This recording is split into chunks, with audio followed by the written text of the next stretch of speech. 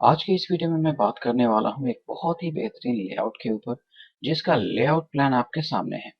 इस प्लॉट के साइज की अगर हम बात करें तो इसकी जो है चौड़ाई भी 30 फुट है और इसकी लंबाई भी 30 है, यानी कि ये 30 बाई 30 का एक बेहतरीन प्लॉट है, जिसका square feet area 900 square feet बनता है टोटल। और इसको अगर हम गज में देखें तो इसको हम 100 गज बोलते हैं।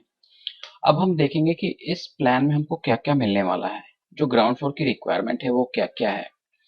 तो जैसा कि आप यहाँ पे देख रहे हैं, हमने पॉइंट वाइज यहाँ पे मेंशन किया हुआ है, तो टोटल यहाँ पे 7 पॉइंट हमने मेंशन किए हैं।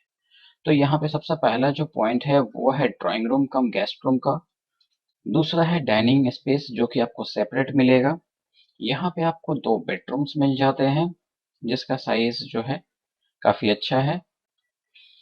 और उसके बाद जो है आपका यहाँ पे एक अटैच बाथरूम और एक कॉमन बाथरूम मिलता है। किचन भी आपको यहाँ पे सेपरेटली मिल रहा है, कोई ओपन किचन नहीं। इसके बाद जो है आपका स्टेयर्स एरिया आता है। और इस प्लान को जो हम आपको दिखाने वाले हैं, इसको आप as a rental house map के हिसाब से भी डिजाइन कर सकते हैं और एज ए बिल्डर फ्लोर भी आप बना सकते हैं।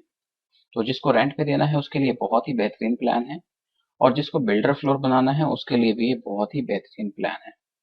तो अब हम बात करते हैं कि इस वीडियो में क्या क्या चीजें मिलेंगी। यहाँ पे मैं आपको 2D प्लान दिखाऊंगा, 3D इंटीरियर प्लान होगा, प्लस कॉस्टिंग, और इसकी कॉलम प्लेसमेंट भी मैं आपको दिखाने वाला हूँ।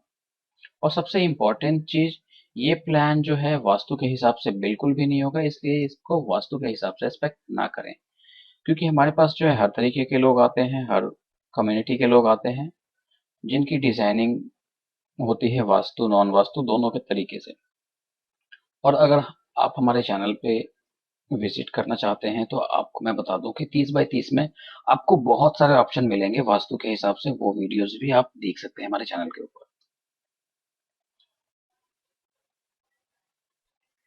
तो चलिए शुरू करते हैं इस 3D प्लान की डिटेलिंग और देखते हैं कि कहाँ पे हमने क्या क्या साइजेस ले रखे हैं, प्लस और भी छोटी छोटी डिटेल जो है हम आपको बताते हुए चलेंगे। शुरू करते हैं अपने मेन एंट्रेंस डोर से।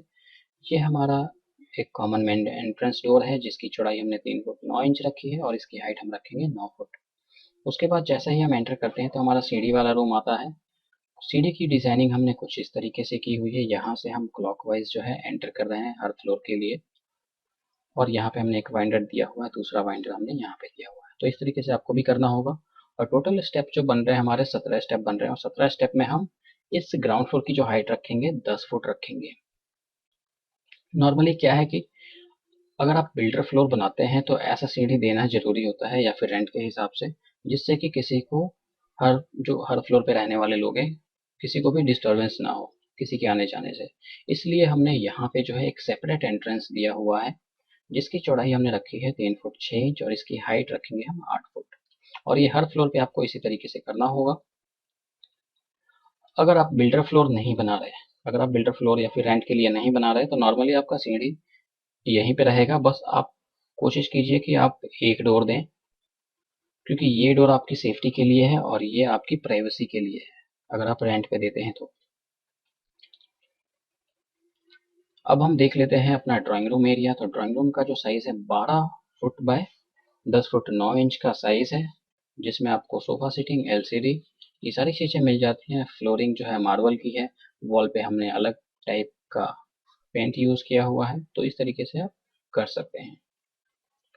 अब हम देख लेते हैं किचन और डाइनिंग का। तो यहाँ पे किचन और डाइनिंग जो है दोनों सेपरेट है, लेकिन आपस में कंबाइंड है। यहाँ पे आपको किचन मिल जाता है, किचन में कुकटॉप यहाँ पे रख दिया हमने, सिंक यहाँ पे रखा हुआ है और फ्रिज यहाँ पे है। और ये जो स्लैब है ये 2 फुट चौड़ा स्लैब होता है।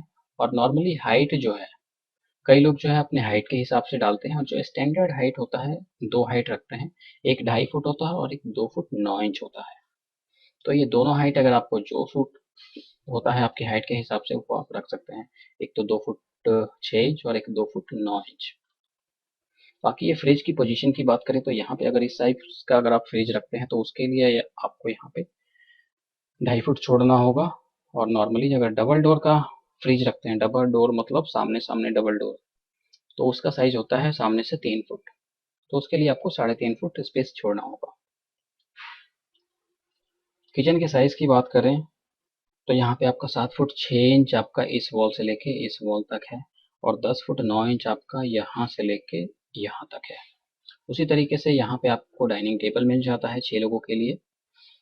इसके साइज की अगर मैं बात करूँ तो 8 फुट 3 इंच आपका यहाँ से लेके यहाँ तक है, 8 फुट 3 इंच पूरा, और 10 फुट 9 इंच आपका इस वॉल से लेके इस वॉल तक है, जहाँ पे 6 लोग आराम से बैठ के खाना खा सकते हैं। उसके बाद हम देख लेते हैं अपना लॉबी एरिया। तो लॉबी आपका यहाँ पे सामने बन रहा है।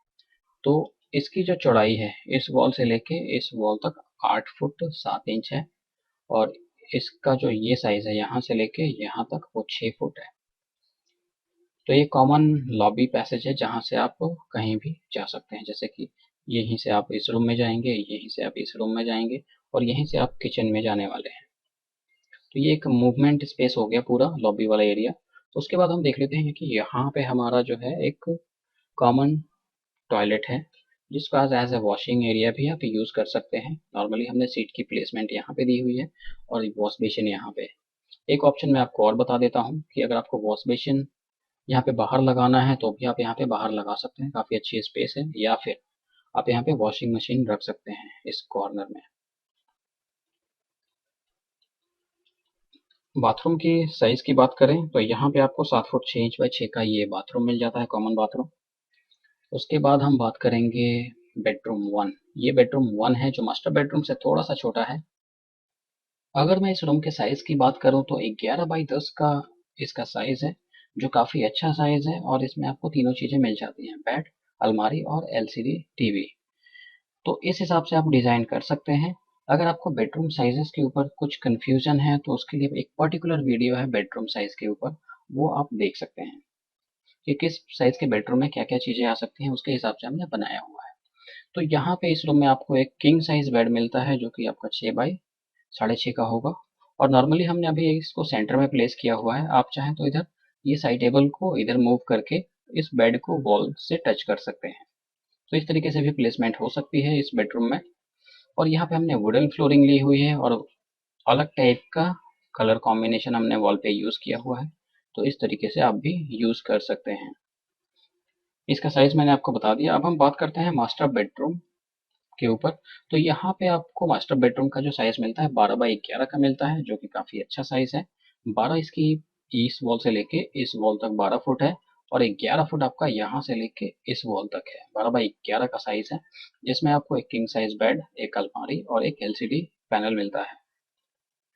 और यहाँ पे जो है हमने वुडन फ्लोरिंग लगाई हुई है। वुडन फ्लोरिंग किस तरीके से यूज़ की है हमने, जो बेडरूम की एंट्रेंस है वहाँ पे भी हमने वुडन फ्लोरिंग यूज़ किया हुआ है। तो इस तरीके से एक अच्छा सा पैटर्न बन जाता है, आप ऐसे भी यूज़ कर सकते हैं। उसके बाद जो है हम बात करते हैं इस रूम से जो अटैच टॉयलेट है उसके बारे में। तो इसका जो साइज़ है 5 फुट 9 इंच बाई 7 फुट का ये अटैच टॉयलेट है। यहाँ पे आपको सीट, एक वॉश बेसिन और नहाने का पूरा एरिया मिल जाता है। अगर हम बात करते हैं यहाँ पे वॉल थिकनेस की, तो यहाँ पे जो पूरे आउटर वॉल जो है 9 इंच की रहेगी, और इंटरनल वॉल जो है वो 4.5 इंच की होगी।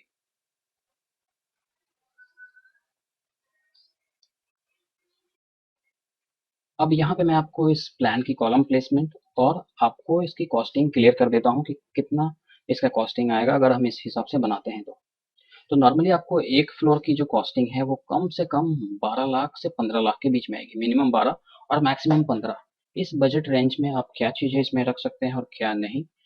तो जैसे मैं हर वीडियो में बताता हूँ कि इसमें लूज फर्नीचर आपका एक भी इंक्लूड नहीं होगा, जैसे लूज आइटम्स हो गए वो इसमें इंक्लूड नहीं है। बाकी सारी चीज़ें जो है फ्लोरिंग टाइल्स प्लस आपका जो है वॉल टाइल्स, नॉर्मली वॉल में जो है कौन सा वॉलपेपर यूज़ करना है, कलर क्या यूज़ करना है, वो आप इस बजट में कोई सा भी ले सकते हैं। अब हम देख लेते हैं कि किस टाइप का अगर हम फ्लोर डिज़ाइन करें। अगर हमें सिंगल फ्लोर डिज़ाइन करना है या फिर 2 फ्लोर डिज़ाइन करना है तो उस हिसाब से जो कॉलम का जो साइज़ रहेगा वो 9 बाई 15 आप रखेंगे। 9 बाई 15 अगर 2 फ्लोर तक चाहते हैं तो। अगर आप नॉर्मली बिल्डर फ्लोर बनाते हैं तो उस हिसाब से आपका 9 बाई 18 का साइज़ रहेगा कॉलम का। और यहाँ पे टोटल जो प्लेसमेंट है कॉलम की वो 12 प्लेसमेंट्स हैं। तो ये था इस वीडियो का डिटेल। उम्मीद करता हूँ काफ़ी लोगों को इस वीडियो से हेल्प मिली होगी। इसलिए इस वीडियो को ज़्यादा से ज़्यादा शेयर करें ताकि दूसरों को भी इस वीडियो से हेल्प मिल सके। वीडियो देखने के लिए धन्यवाद।